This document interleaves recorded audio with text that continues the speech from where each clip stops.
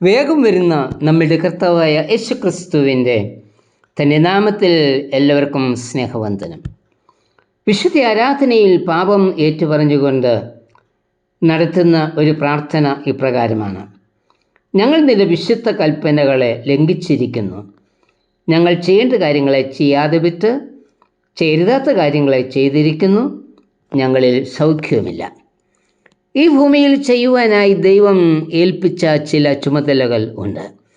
ആ ചുമതലകൾ നീതിയോട് നിർവഹിക്കാതിരിക്കുന്നത് പാപമാകുന്നു എന്ന ഈ പ്രാർത്ഥനയിൽ പറയുന്നത്. അങ്ങനെയെങ്കിൽ നാം എല്ലാവരും പാപികളാണ്. മനുഷ്യൻ പാപികളായി തീർന്നത് ആദമിൻ്റെ പ്രവൃത്തിയിൽ കൂടിയാണ്. റോമർ 5:12 പറയുന്നത്, ഏക മനുഷ്യനാൽ പാപവും പാപത്താൽ മരണവും ലോകത്തിൽ കടന്നു. ഇങ്ങനെ എല്ലാവരും പാപം ചെയ്യുകയാൽ മരണം സകല മനുഷ്യരിലും പരന്നിരിക്കുന്നു. എന്നാൽ ഏക മനുഷ്യൻ്റെ അനുസരണക്കേടിനാൽ അനേകർ പാപികളായി തീർന്നതുപോലെ ഏകൻ്റെ അനുസരണത്താൽ അനേകർ നീതിമാന്മാരായി തീരും എന്ന പ്രത്യാശയുടെ വചനങ്ങൾ റോമർ 5:19 ചേർത്തിരിക്കുന്നു. പാപത്തിൻ്റെ ശിക്ഷ ഒന്നാമത്തെ ആദാമിൽ മരണമായി തീർന്നു എങ്കിൽ ഒടുക്കത്തെ ആദാമായ ക്രിസ്തു ആ മരണം ക്രൂശിൽ ഏറ്റെടുത്തതോടെ നമുക്ക് നീതീകരണവും ജീവനും ലഭിച്ചിരിക്കുന്നു. യേശുക്രിസ്തുവിൽ കൂടി നമുക്ക് ലഭിച്ചിരിക്കുന്ന പാപമോചനത്തിനായി നന്ദി പറയാം. സങ്കീർത്തനം 32:1-2 വാക്യങ്ങളിൽ പറയുന്നത്, ലംഘനം ക്ഷമിച്ചും പാപം മറിച്ചും കിട്ടിയ മനുഷ്യൻ ഭാഗ്യവാൻ. യഹോവ അകൃത്യം കണക്കിടാതെയും ആത്മാവിൽ കപടമില്ലാതെയും ഇരിക്കുന്ന മനുഷ്യൻ ഭാഗ്യവാൻ. കർത്താവ് നമ്മുടെ ലംഘനം ക്ഷമിച്ച് പാപം മറിച്ച് ഭാഗ്യകരമായ അനുഭവത്തിലേക്ക് പ്രവേശിപ്പിച്ചിരിക്കുകയാൽ സ്തോത്രം. പാപം ക്ഷമിച്ചു കിട്ടുവാൻ എന്തു ചെയ്യണം? ദാവീദ് രാജാവ് ചെയ്ത പാപവും പാപത്തിൽ നിന്ന് ദാവീദിന് ലഭിച്ച വിടുതലും രേഖപ്പെടുത്തിയിരിക്കുന്ന ഭാഗമാണ് 2 ശമൂവേൽ 12 1 വാക്യങ്ങൾ. ഹിത്യനായ ഊരിയാവിൻ്റെ ഭാര്യ ബത്ശബയെ കണ്ട് മോഹിച്ച് ദാവീദ് പാപം ചെയ്തു. യാക്കോബ് 1:15 പറയുന്നത്, മോഹം ഗർഭം ധരിച്ച് പാപത്തെ പ്രസവിക്കുന്നു, പാപം മുഴുത്തിട്ട് മരണത്തെ പെറുന്നു. നമ്മിലുണ്ടാകുന്ന മോഹമാണ് പാപത്തിന് കാരണം. തൻ്റെ പാപം ഒളിപ്പിക്കുവാനുള്ള ശ്രമം ദാവീദിൽ ഉണ്ടായി. അതിന് സാധിക്കാതെ വന്നപ്പോൾ ഊരിയാവിനെ ഇല്ലാതാക്കുവാനുള്ള ഉപായം മെനഞ്ഞെടുത്ത് അവനെ കൊല്ലിക്കുന്നു. ഒരു തെറ്റ് മറയ്ക്കുവാൻ വീണ്ടും തെറ്റ് ചെയ്യുന്ന ദാവീദ്. എന്നാൽ എല്ലാം അറിയുകയും കാണുകയും ചെയ്യുന്ന കർത്താവിൻ്റെ മുൻപിൽ ഒന്നും മറച്ചു വെക്കുവാൻ കഴിയില്ല. ഞാൻ ചെയ്യുന്നതും ചിന്തിക്കുന്നതുമായ പ്രവൃത്തികൾ ആരും അറിയില്ല എന്നല്ലേ പലപ്പോഴും നാം ചിന്തിക്കുന്നത്?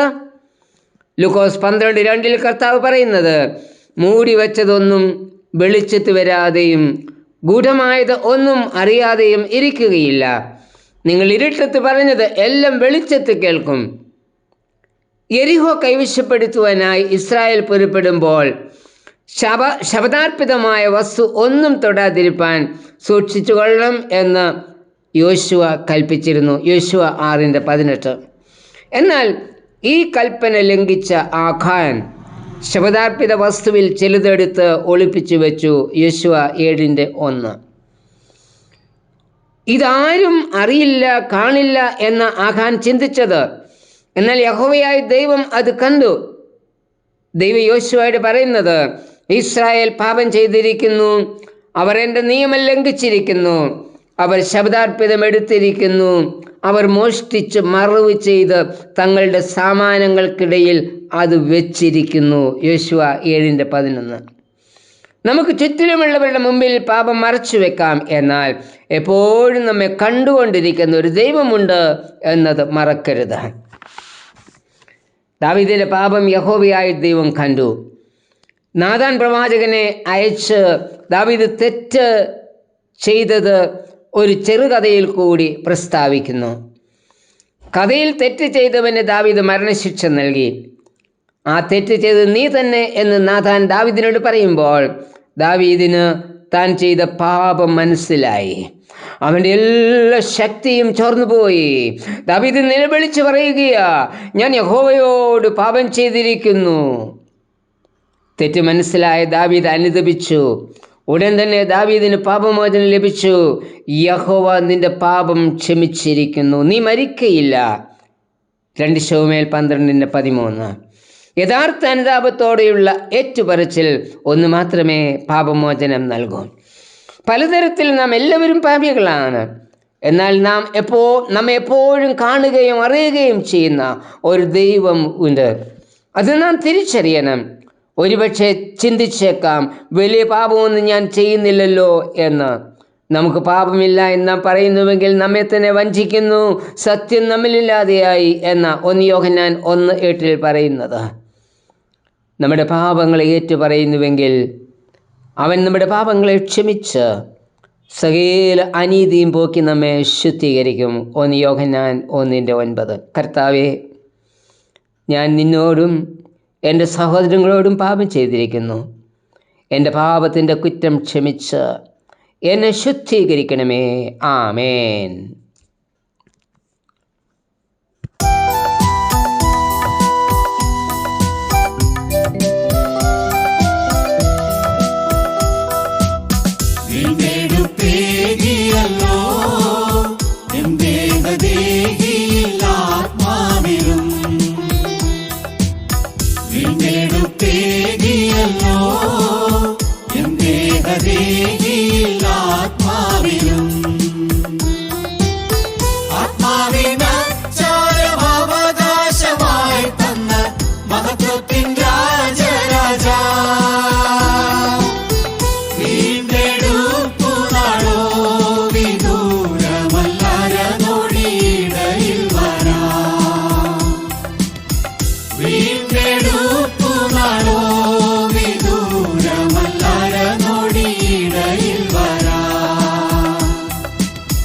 അവനിവാ